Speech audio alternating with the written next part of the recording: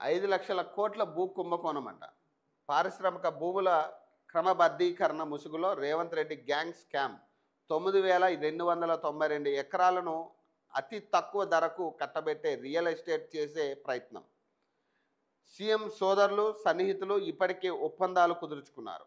వచ్చేది మా ప్రభుత్వమే, భూముల్ని తిరిగి వెనక్కి తీసుకుంటాం కేటీఆర్. పారిశ్రామిక భూములు క్రమబద్ధీకరణ పేరుతో రేవంత్ ప్రభుత్వం భారీ కుంభకోణానికి తెరలేపిందని కేటీఆర్ ఆరోపించారు. పరిశ్రమల కోసం గతంలో ప్రభుత్వాలు కేటాయించిన వేలాది ఎకరాల భూముల్ని అతి తక్కువ ధరలకు తీసుకొని తమ రియల్ ఎస్టేట్ కోసం వినియోగించే ప్రయత్నం చేస్తుంది.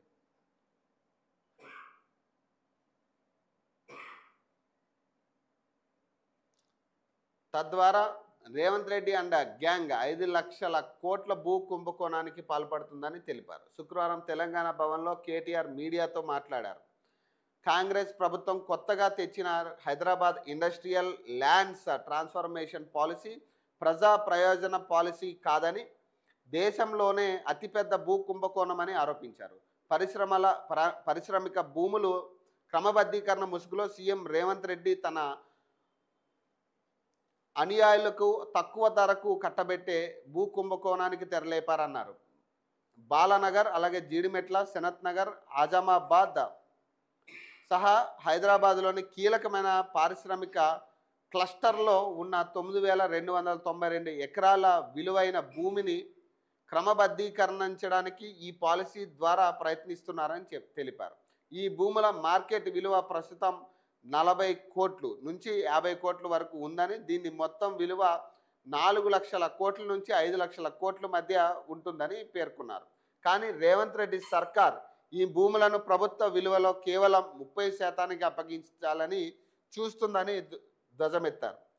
బీఆర్ఎస్ ప్రభుత్వం ఆజామాబాద్ పరిశ్రమల భూములను క్రమబద్ధీకరించినప్పుడు ఎస్ఆర్ఓ రేట్ల కంటే 100% నుంచి 200% అధికంగా వసూలు చేసేలా చట్టం చేసిందని కేటీఆర్ తెలిపారు.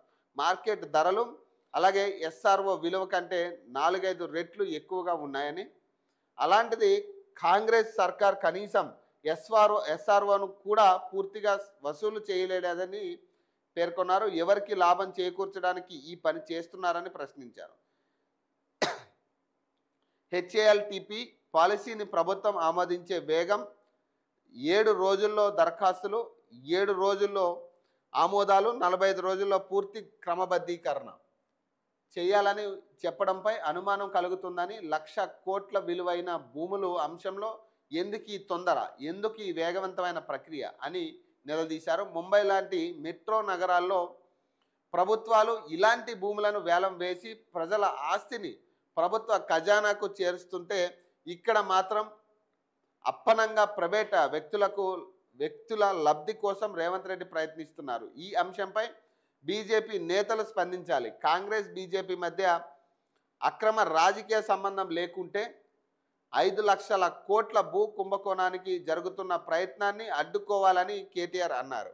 ముఖ్యమంత్రి రేవంత్ రెడ్డి రాష్ట్ర పాలన కంటే తను ఒక ఏజెంట్ లాగా రియల్ ఎస్టేట్ ప్రయోజనాలకే ప్రాధాన్యం ఇస్తున్నారని కేటీఆర్ అన్నారు. సీఎం చుట్టూ భూ డీలర్లు ఉన్నారని, సీఎం సోదరులు సన్నిహితులు మధ్యవర్తులు ఇప్పటికే ఈ భూముల కోసం ఒప్పందాలు కుదుర్చుకున్నారని ఆరోపించారు. అందుకే పాలసీ అమలు తొందరపడుతున్నారని చెప్పారు. పరిశ్రమలకు కేటాయించిన భూముల వినియోగంలో లేనప్పుడు అందులో కనీసం 50% భూములను ప్రభుత్వం స్వాధీనం చేసుకోవాలని, మిగతా భూములను మార్కెట్ విలువల ఆధారంగా ధర నిర్ణయించి క్రమబద్ధీకరించాలని అన్నారు. ఇందిరమ్మ ఇళ్ల నిర్మాణానికి, శ్మశాన వాటికలకు కూడా భూమి దొరకని నగరంలో ప్రభుత్వ ఆస్తులను ప్రైవేట్ వ్యక్తులకు అప్పగించాలనే ప్రయత్నాన్ని సీఎం రేవంత్ రెడ్డి మానుకోవాలని, కొత్తగా తెచ్చిన ఈ పాలసీని వెంటనే రద్దు చేయాలని డిమాండ్ చేశారు. ఈ భూములను ఎవరో కొనొద్దన్నారు. హెచ్ఐఎల్టీపీ కింద ఒప్పందాలు కుదుర్చుకునే వారిని ముందుగానే హెచ్చరిస్తున్న వచ్చేది బీఆర్ఎస్ ప్రభుత్వమే. మీరు ఈ పాలసీ కింద భూములు కొనుగోలు చేస్తే నష్టపోతారు. పారిశ్రామికవేత్తలు, డెవలపర్లు భవిష్యత్తులో నష్టపోవాల్సి వస్తుంది. మేం రాగానే ఆ భూమిని తిరిగి తీసుకుంటాం, క్రమబద్ధీకరణను రద్దు చేస్తాం. దీనిపై పూర్తి విచారణ జరిపి కుంభకోణంలో ఉన్న ప్రతి ఒక్కరిపై చర్యలు తీసుకుంటాం, ఎవరిని వదిలిపెట్టమని కేటీఆర్ హెచ్చరించారు. సో ఈ కార్ రేస్కి సంబంధించి ఈ కార్ రేస్లో ఏమీ లేదని రేవంత్ రెడ్డికి తెలుసు. ఫార్ములా ఈ కార్ రేస్ కేసులో ఏమీ లేదని కేటీఆర్ అన్నారు. ఈ విషయం సీఎం రేవంత్ రెడ్డికి కూడా తెలుసన్నారు.